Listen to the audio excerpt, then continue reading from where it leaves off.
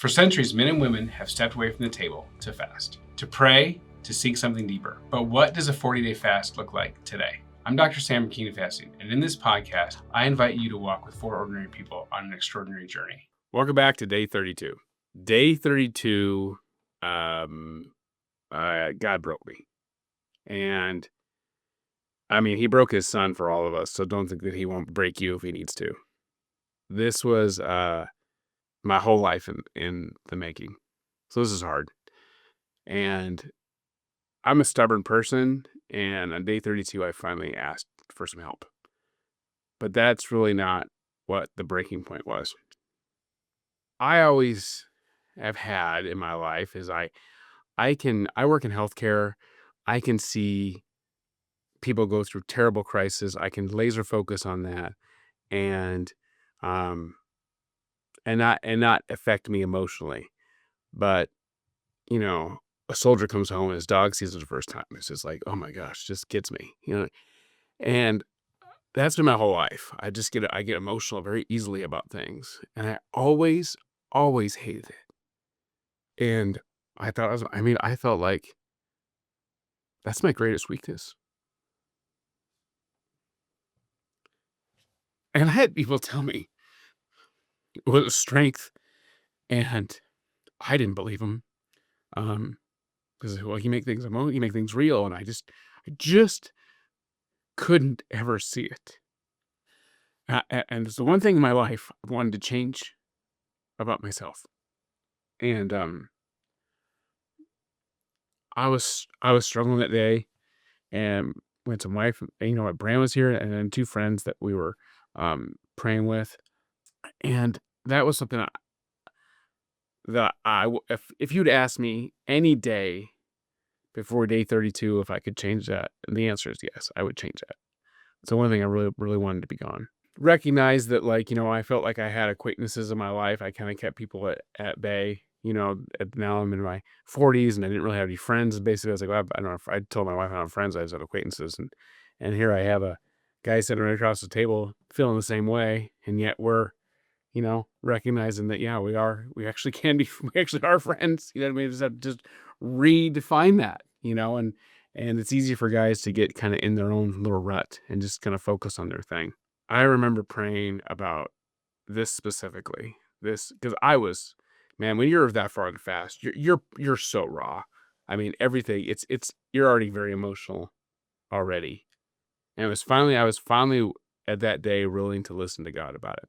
I was lamenting in my prayer with God about how I didn't like it, how I didn't want this to be me. And I don't always hear an audible voice.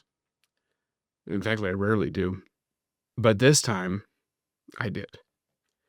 And God said, I will take it away from you, but you will never be the same. Then he gave me a verse. 2 Corinthians 12:9. And he said to me, my grace is sufficient for you. For my strength is made perfect in weakness. And he let me make the choice.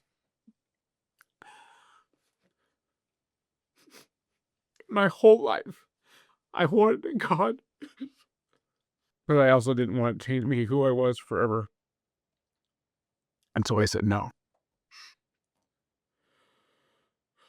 That it wanted his strength to be made perfect in what I saw was weakness. So I think it's obvious I chose to keep it. Therefore, I'm most glad that I will boast in my infirmities, that the power of Christ may rest upon me. It still are sometimes.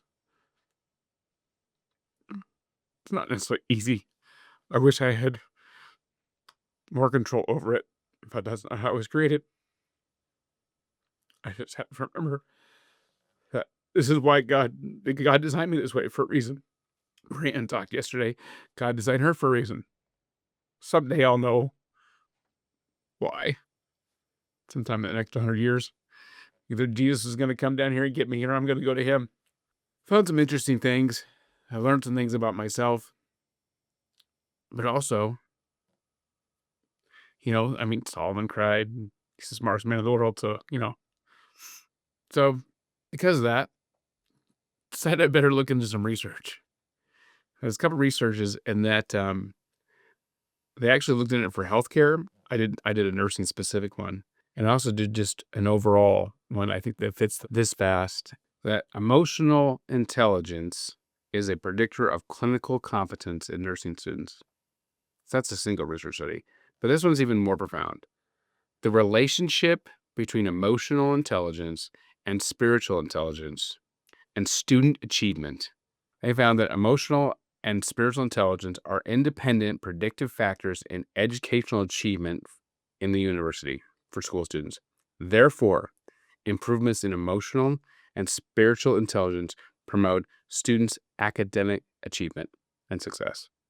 I could not understand that before that, but actually it makes sense now that, yeah, Solomon, being the wisest man in the world, had emotional intelligence too. So fasting in itself is emotional because God wants you to do it. And if God wants you to do something, it's a really intelligent thing to do. See you tomorrow on day 33.